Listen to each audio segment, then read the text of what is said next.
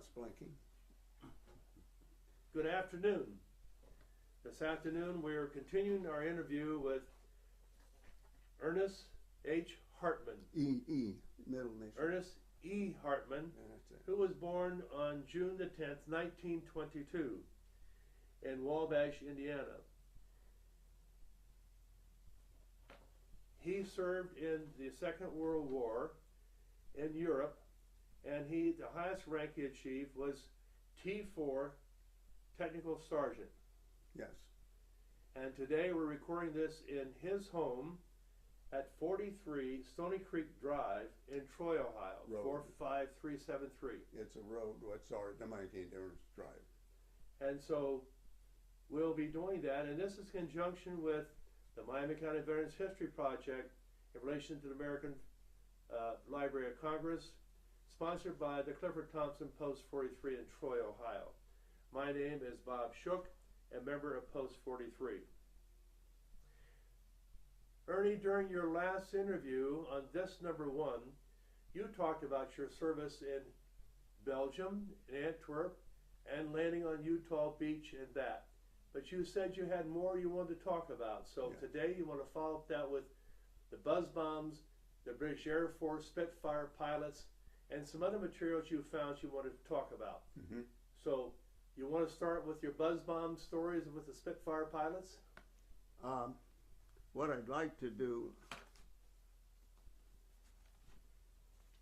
is, first of all, I have a kind of a weird sense of humor. The thing I think people, or what I was interested in, for example, this swastika, which around the swastika in this medal, it says "für das Deutschen Mutter." It was given to a woman originally who had 12 children for the state of the Nazi regime. And this one was awarded December the 16th, 1938, and it's signed by H. Himmler, Heinrich Himmler. And the only thing is they didn't have any takers apparently at 12, so they reduced it to 3. So this one is a 3-child production. And also then in this magazine, I took from the computer section. I didn't take it, my neighbor did, but it shows a lot of graphic death in the town of Antwerp, which we called the city of sudden death. It was named that by the people. Might as well go through this. I thought maybe somebody might be interested in the K rations built originally by the Kellogg Company, Battle Creek, Michigan. The little cigarettes, 4 cigarettes, had chocolate and Spam and cheese and let's see. Okay. Then also on this table we have, I saved a Stars and Stripes paper from the day when the war ended in Europe, in what we call the ETO, the European Theater of Operations. Also, I think I may have shown these before, but I'm not sure. But these are propaganda leaflets that were stuffed in the wings of the buzz bombs. When we shot them down, they'd come trickling down, and of course they're asking you questions about, you know, why are you still over here, and this war is going to last for another 4 years, or things like that. And this one, which said, this is from the fighter, the jet fighter. He said, the new jet fighter, he said, it's like sliding around on a sunbeam. And he, I forget his name, doesn't make any difference, but they really did make the first jet. And so those are available to look at. Then also here, I have a diploma from the République Française, and it's the French government, as it says, the French authorities have decided to award a diploma to the American veterans of the Second World War who liberated France, and in doing so, changed the history of the 20th century. It is for me a great honor to forward you, one of these glorious veterans, this diploma. To the congratulations of the French authorities, I have the pleasure to add my own. It's signed Giles Montagnier. And this is, I put this one in a frame because I wanted to kind of preserve it, although the French were probably about 64 years behind the time. But the medal that came with it is called a Jubilee Medal. It says on the front, it shows the maple leaf of the Canadian government, the Stars and Stripes of U.S., the British, what do they call the British flag? Anyway, the British flag, the Danish flag, and the Polish flag, and they did assist with searchlights and various things in the Battle of the Buzz Bomb. So the Battle of that includes everything that's here.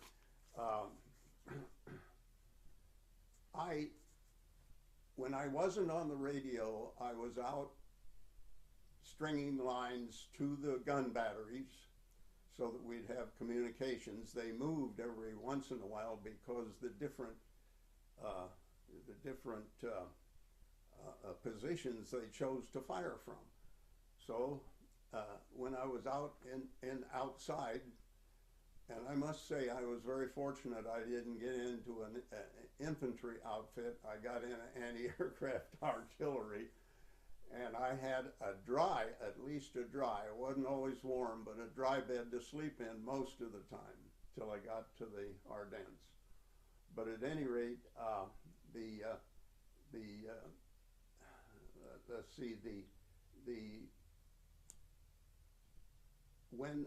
when I was outside, I would see hordes, maybe 40, 50 bombers at a time going towards Antwerp, Wurzburg, Nuremberg, wherever they had munitions built, and they were bombing. The Spitfires and the Mustangs from America would give them cover from enemy aircraft about halfway to the site where they're going to drop their bombs. But they didn't have the fuel to go all the way, so they turned around and come back. And I noticed several Spitfire pilots who would be circling slowly in the air.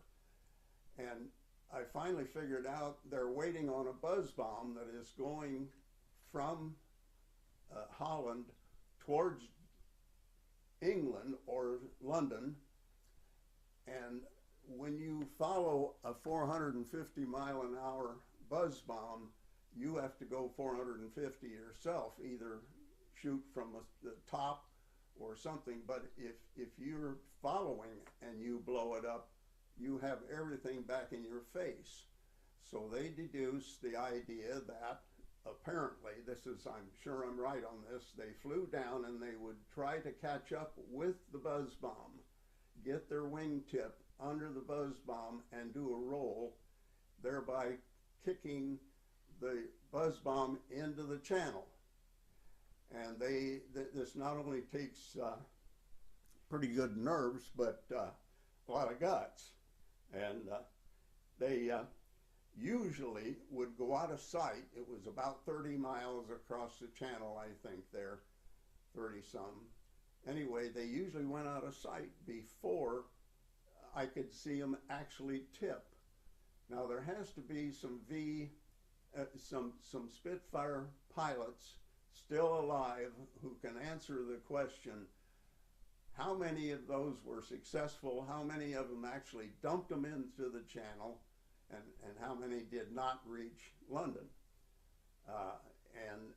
That's question number one. Question number two, the forces of Antwerp X were expecting, we didn't know how many, but we knew how many sites were sending buzz bombs toward Antwerp to knock out the port. And we were shipping all of our supplies from the two beaches in Normandy, Utah and Omaha Beach, and they were much too far behind the lines to continue to be a practical source of supply.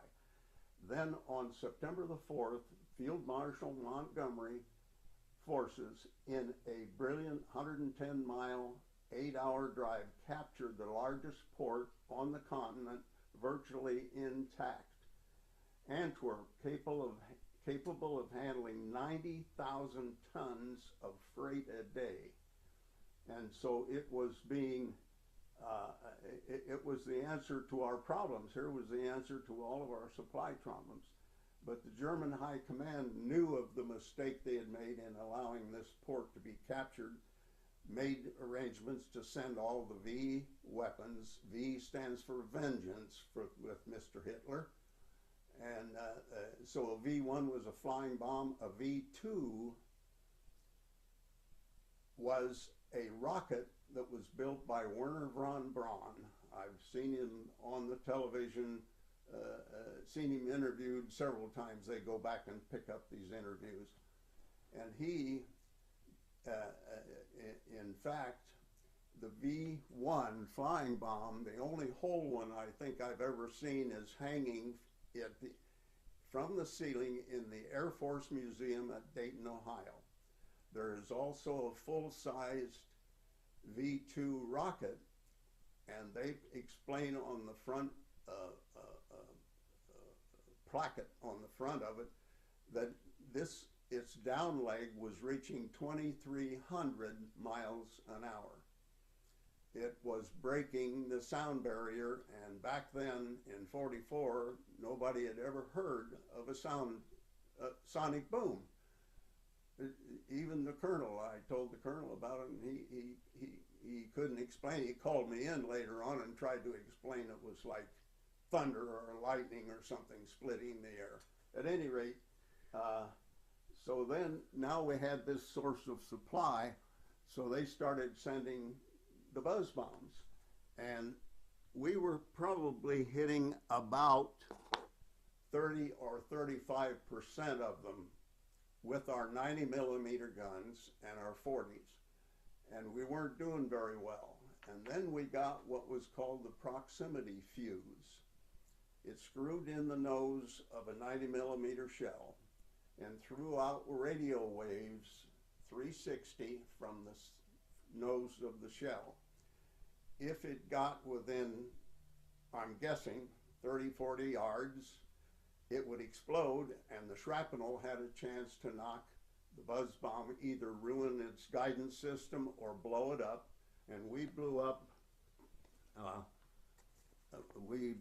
sorry.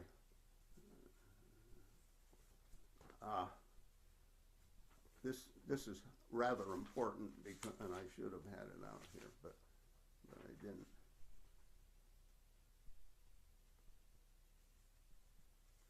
During the month of February, I'm reading from the story of Antwerp X, my company's magazine, the company I was with. During the month of February, the attacks on Antwerp reached their highest peak.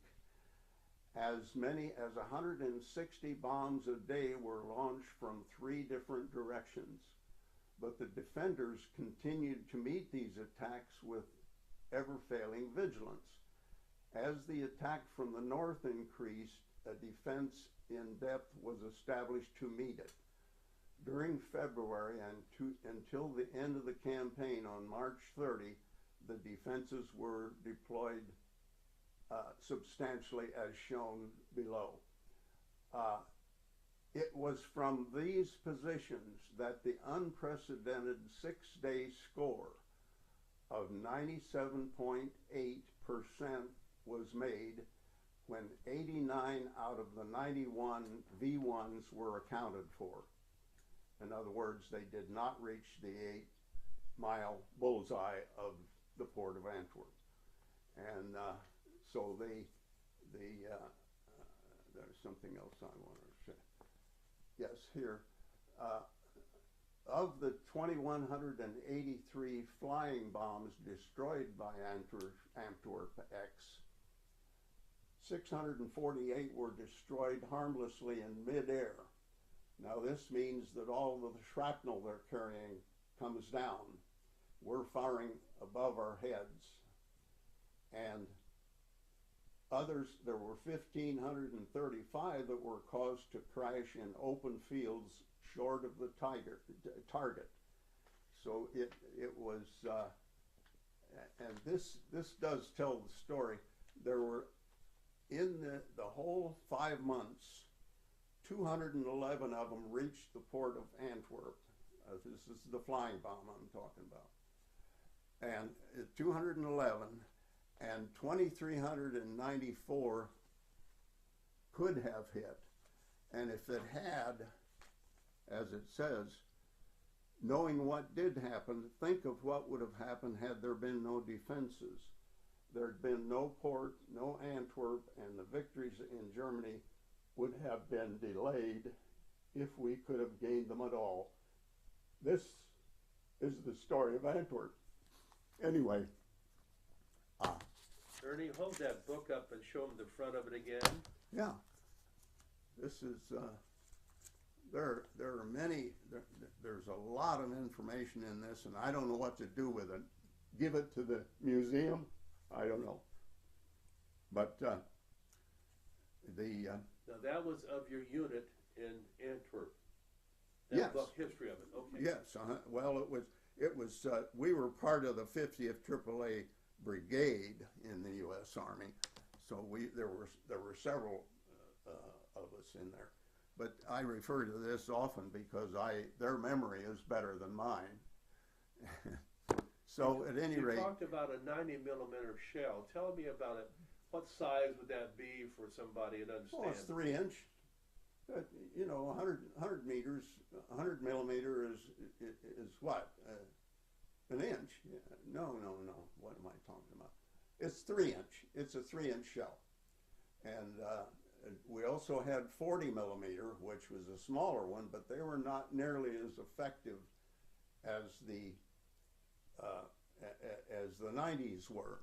And while we're at it, I should discuss the fact that the proximity fuse that I spoke of earlier, I have a question in my mind as to exactly how successful that was.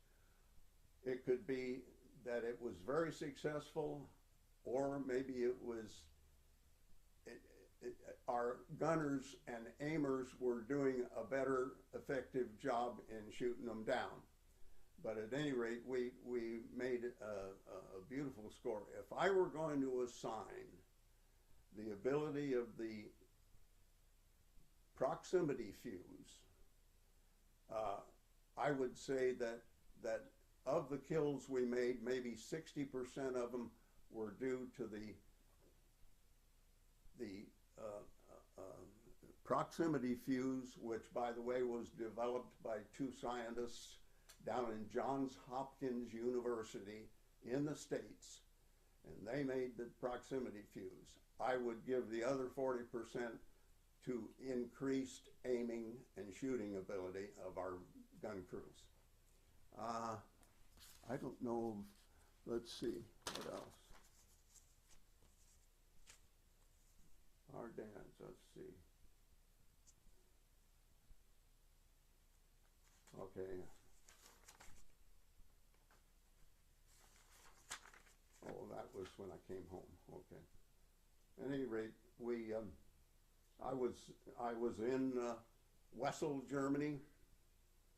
After March, the 1st of March, the buzz bombs stopped coming, and I can't get up. I have a photograph of a buzz bomb launching site that I found. Where is that? Can I shut that down a minute? You keep talking, I'll get it. Oh, okay. No, you can't get it. I don't think, because you probably wouldn't know.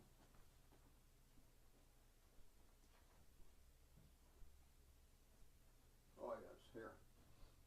Well, you can look at those. Well, here, you show them to the Okay, camera. all right. I made it my business to find out where all of these buzz bombs were coming from. So I had a little camera, and it only made a little square, so I blew these up. And this is a buzz bomb launching site, one of typically many. They had a number of them. And they look like they're about 250 feet long. They have a center line that guided the missile. It was loaded with so much fuel, only enough to reach the port of Antwerp. So that's what I found was some photographs. Where was this located? Well, it was in Holland. It was in Holland, and because they shipped a lot of them, they sent a lot of them from Holland and from Germany too. The ones that I think from Germany went toward London or England, but we couldn't do any. There was no way to shoot for aircraft to shoot down a buzz bomb because, like I said, if you catch up with it, you get everything back in your face if you blow it up. So at any rate, that's that story. I was so fortunate over my period of time. Let's see, that's when I'm coming home. I guess that's about it. Did you talk about the Battle of the Bulge before? Yes. There's one of the times I was very lucky because as near as I can tell from that book, this book, the Bulge was over on the 11th of January, and I think I went down there the 8th or 9th because I had only one full day of enemy fire, that is 88s and mortars and snipers in the Bulge. And I took over somebody else's foxhole because when I got down there, I made a mistake and went to the second coordinates. I was supposed to meet a colonel who was going to direct operations through my radio. And the GIs in this outfit came out and stopped us, and they wondered, how did you get in here? We think we're surrounded with Germans. So it turned out that day it was like somewhere between 7 and 8 above zero. And I was really scared. I was married, my wife was pregnant, and I was really afraid. I'm afraid I wasn't what you'd call a real brave soldier. So, but I would have dug that foxhole deeper if I'd had a pick, but I couldn't. The ground was frozen so solid, and I was afraid I was going to freeze my feet. So the second time I was lucky is we'd heard some sniper fire, but I just bent over and ran out of this foxhole because I was not a member of their outfit. And I went back where I knew I could unfreeze my feet. And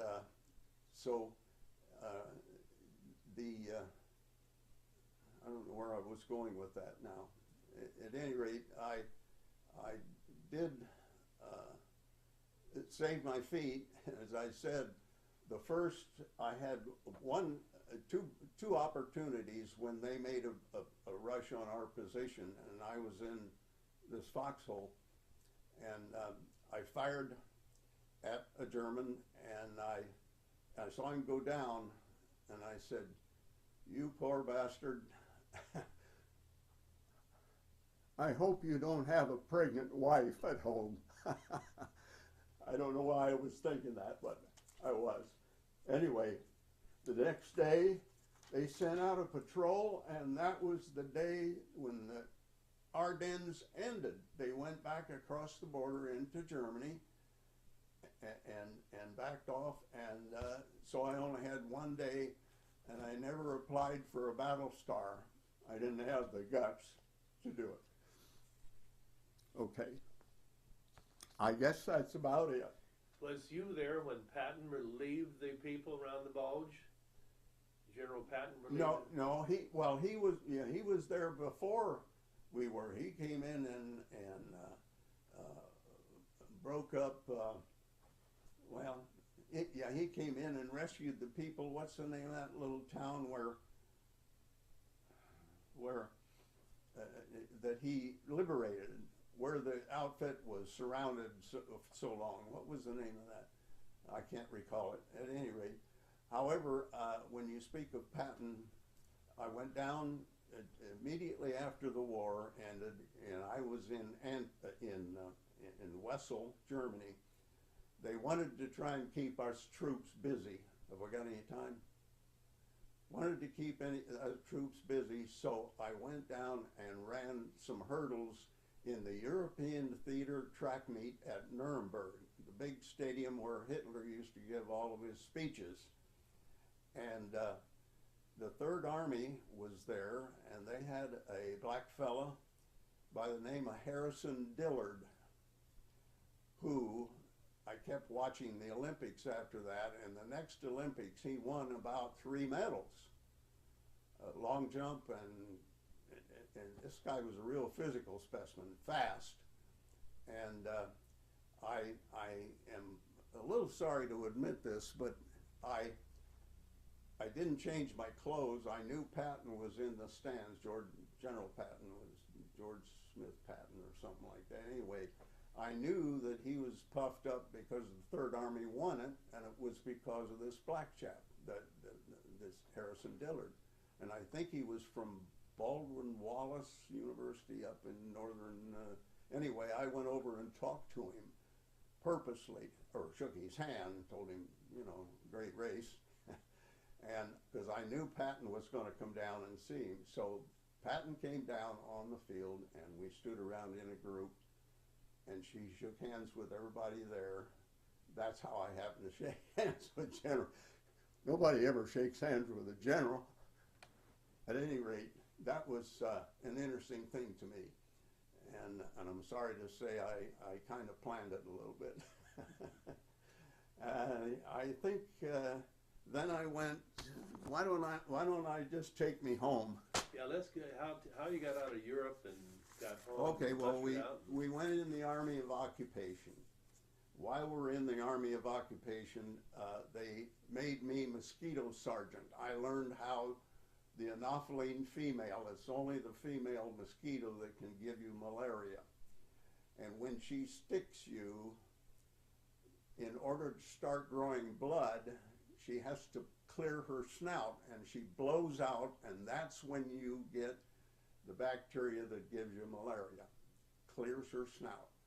And all they taught us was to make drip methods on ponds, because we thought we were going to the South Pacific. And then a little later on, Mr. Truman authorized the bombing of Hiroshima and Nagasaki, and all of a sudden, after that, it was several months after that, I assume, they decided that we were going to go home instead of going to the South Pacific. So I got on a ship a few days before Christmas, 1945, left Marseille, France. We had a horrible storm out over the mid-Atlantic, and it was so strong that the bow of the ship, when it came down into a trough, it would bring the aft of the ship, and both screws would be flashing around, sloshing around on top of the water, or not on top, but about halfway out. that was pretty exciting. I was out on the fantail when it was doing it, and I shouldn't have been out there, but I was. Remember the name of the ship? Don't remember. It was just a twin screw ship, and I know that. I don't remember the name of the ship. At any rate, we came into Fort Patrick Henry in Virginia, and the next morning they woke me up real early and they said, "You got a train to catch for Camp Atterbury, Indiana." And I arrived home about 9 a.m. on Christmas Eve, 1945.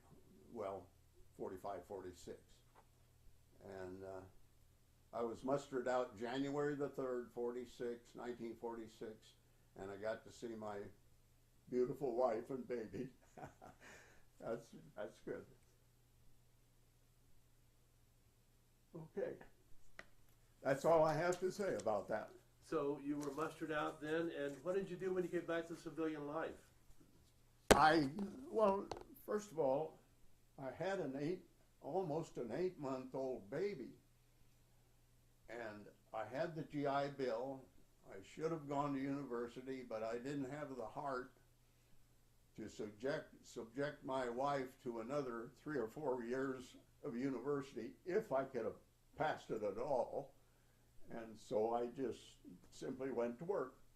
I went to work for an engineer there in Wabash, and it took a while. I finally went into sales, and I worked for 3 different salesmen for 3 different companies. Michigan Vitrified Tile Company, the Celotex Corporation, and also the American Vitrified Products Company. Those 3. Then I finally and I retired from ADS, or Advanced Drainage Systems, Inc. They produce black corrugated plastic pipe that comes in big coils and lengths and so forth. And it's an extra fine company. But that's how I got out. And so then you got out of the service and joined your family and went to work. Bought a house. My wife had saved, I sent all of my paycheck, which was $50 a month, back to her, and she'd saved a couple of thousand just while I was gone. And so she had the down payment on the house, and we moved into a house on Cass Street in Wabash. And so that's, as I said, that's... Did you use a GI Bill? I did not use the GI Bill. I should have, but I did not. That's right. I wish I had. Well, you've had a wonderful story, the 2 discs we've had. You've learned some life lessons from your military service, have you not? Some what? Some life lessons that you learned from military. Oh, well... Which are the most important things you remember of your service to your country? I never really thought about it. The most important thing I remember was work your tail off and just do the best you can. I have no source of inspiration from life. I'm sorry. No, that's quite all right, Ernie. Okay. Thank you so much for your time and your interview. We appreciate it. Until the next time. Yes. Thank you. Goodbye.